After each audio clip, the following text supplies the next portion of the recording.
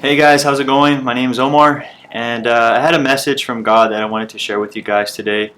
And I had this message several days ago that was put in my heart. It's about faith, something very simple, but I think it's something we need to continue learning every single day. And so I was reading through Hebrews, and I came across Hebrews 11. Right, some of us have read it, some of us have not, but Hebrews 11 is all about faith, and we see the greatest examples there about faith. And so I'm going to read Hebrews and some other parts of the Bible to connect everything together of what I want to share with you guys. So Hebrews 11:1 says, "Faith shows the reality of what we hope for. It is the evidence of things we cannot see." And so this is what faith is hoping in something that we cannot see, or in someone we cannot see, right? In this case, we believe in Jesus Christ as our Savior, as our one hope, and He has given us a hope. And so Hebrews 11:3 says, "By faith we understand that the entire universe was formed by God's command, and that what we now see did not come from anything that can be seen." And so everything was created by God through faith, because everything was done out of nothing, and He made it. He made something out of nothing. And so God made you by faith as well. Since you were born, from the moment you were born, you were being knit by God. And before that, you were a thought in God's mind and heart. And so that's a beautiful thing to know and to understand, is that God was thinking about you before He even made you. He was intentional with your life. And so that's why you have a purpose. And so you are unique, and we are called to live a life of faith in Christ Jesus. And so we continue reading in Hebrews 11:29. "It was by faith that the people of Israel went right through the Red Sea as though they were on dry ground. When the Egyptians tried to follow, they were all drowned." And so the people of God went through the Red Sea and escaped death, escaped the Egyptians, because they had faith in God. They trusted God that He would open the sea. And He did. And what happened to the other people, the unbelievers, the pagans? They died. The waters came down and they all drowned. And so when you're believing in Christ, God will protect you. God will make it a way for you. Even though it seems impossible, God's going to make a way through you by faith. That's why faith is so important. And so Hebrews 11:31 says, "It was by faith that Rahab the prostitute was not destroyed with the people in her city who refused to obey God, and for she had given a friendly welcome to the spies." So here, believing even when others don't believe is so important. Faith doesn't require others to believe what you believe in. You believe in and have faith on your own personal terms. Nobody can have faith for you. Your family cannot have faith for you. Your friends cannot have faith for you. You need to have faith on your own. You need to build that faith and have hope of what Christ and the Word of God says. And so Rahab was saved. While her being a Gentile, she welcomed some spies from the people of God into her home by faith. Right? She could have thought they were, some bad people or whatever, or been suspicious. But no, she had faith to welcome them in and have hospitality for them.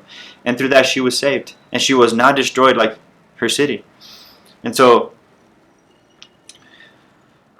trust the process, right? Faith requires you to trust the process. It requires trust. It was by faith, we read in Hebrews 11:17, that it was by faith that Abraham offered Isaac as a sacrifice when God was testing him. Abraham, who had received God's promises, was ready to sacrifice his only son, Isaac. And so faith requires trust. Abraham had to trust to give up his only son to God because He commanded him to. But when he got to the top of the mountain and was about to sacrifice his son, God had another plan. And He was only testing him and testing his trust in himself. And so in that moment, He said, "Stop." As soon as he was going to sacrifice him, I have a sacrificer for you. And it was an animal. And so in that moment, he was going to sacrifice. He actually sacrificed the animal. And so we need to have trust in God. No matter what you're going through, no matter what you're feeling, even if it seems impossible, trust God. Trust the process. Whatever He tells you to do, trust Him. And so Hebrews 12:2 says, "We do this by keeping our eyes on Jesus, the champion who initiates and perfects our faith. Because of the joy awaiting Him, He endured the cross, disregarding its shame. Now He is seated in the place of honor beside God's throne." So Jesus Christ gave us an example of faith. He remained true until the end, from the beginning of His life until the end. And also us, when we come to Christ, we need to be faithful.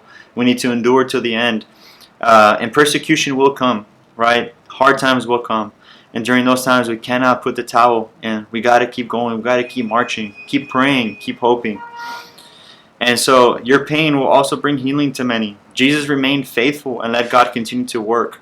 So your pain, okay, I'm going to read that. Your pain will also bring healing to many. Just remain faithful and let God continue to work through you.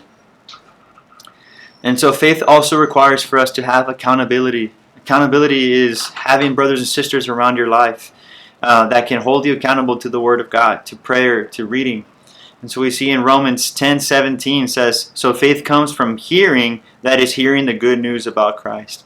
And so faith also requires for us to have accountability to hearing the Word of God, whether it's doing a devotional in the morning, reading the scriptures in the morning, or simply listening to what your pastor's saying at church on Sundays, not being on the phone while you're there, but actually listening and digesting the word that is being spoken. And also when brothers and sisters are around you that you can actually trust and you know they have integrity, they can hold you accountable if you fall into sin or struggle with something. You can stay on the path of faith that way. And so during times of persecution, there's also faith demanded from us. Why? Because persecution comes in many forms. Persecution can come not just physical, but psychological. It can come verbal, and it can affect us. It can make us feel small. It can discourage us. It can make us feel like, man, I cannot do this anymore. I'm going to quit. This is not working for me. But no, Jesus Christ was also persecuted. Jesus Christ was also hurt. John the Baptist was persecuted. All the disciples were persecuted in many different ways. And so we also need to be prepared to be persecuted and to never say no, never put in the towel for Christ. Why? Because our faith demands it. Our hope demands it. God is calling us to live a new life. And with Him, we can overcome anything. And so, with our walk in Christ as well, we're connecting everything. Persistence is also required in faith. Hebrews 11:33-34 says, by faith these people overthrew kingdoms, ruled with justice, and received what God had promised them. They shut the mouths of lions, quenched the flames of fire, and escaped death by the edge of the sword. Their weakness was turned to strength. They became strong in battle and put the whole armies to flight. And so we see all the victories that the people of God had and what they went through, and they continued with their faith. So God's people never stop fighting for the truth. And it's an everyday thing to pick up our cross and follow Jesus. So as well as this goes to us as well, we need to every day understand that it requires persistence. And honestly, it's a new life. We just have to see this as a new life, a new way of living, and create new habits, create a new mind. Allow the Holy Spirit to transform your mind so you can think differently from the world. And automatically your life will begin to look different. You'll begin to do new things. You'll begin to live different. And so lastly, our faith also comes with reward. We read in Hebrews 11:6, it says, and it is impossible to please God without faith. Anyone who wants to come to Him must believe that God exists and that He rewards those who sincerely seek Him. That's Hebrews 11:6.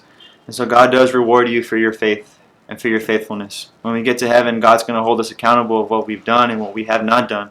And we will be rewarded for it or we'll be punished by it. And so it's important to hold ourselves accountable, right? Have brothers and sisters holding us accountable. Persevere and continue. No matter how hard the process is, trust God. No matter what He requires of you, trust God, because everything will work for those who believe in Him. Work for the good of those who believe in Him. And so I encourage you guys to continue to pray, read the Word of God, listen to the Word of God, forgive others, forgive yourself, and ask God for forgiveness, and continue to love others and yourself as God loved you. So guys, I want to pray for you right now. If you don't know Christ, I believe God is calling you today to live a new life, to live a life of forgiveness, a life of faith. I'm going to pray for your heart right now. Father, in Jesus' name, I pray for healing, God, over those who are hurting right now. I pray the blessing of your Holy Spirit upon them. I pray you would baptize them right now with your Holy Spirit. And God, bring a fresh revelation unto their lives of who you are, Jesus. And that your Holy Spirit would come upon their minds to bring transformation and their hearts to bring a new heart, God, in the name of Jesus. And if you don't know Christ, you've never accepted Him, just pray, Lord, forgive me of my sins. Wash me, cleanse me, renew me, and forgive me of all that I have done that goes against your word. I thank you, God, that you have given me a hope and your Holy Spirit. Help me live for you. and walk with you every single day of my life. In Jesus' name I pray. Amen. So now God has healed you. He's restored you. He saved you. If you've accepted Him today, I encourage you to go to a church, get plugged in with brothers and sisters who can hold you accountable. And if you need anything, reach out to me. Message me on here, on Instagram or Facebook, and I'll be there to help. Okay? God bless you guys. Hope you all were blessed.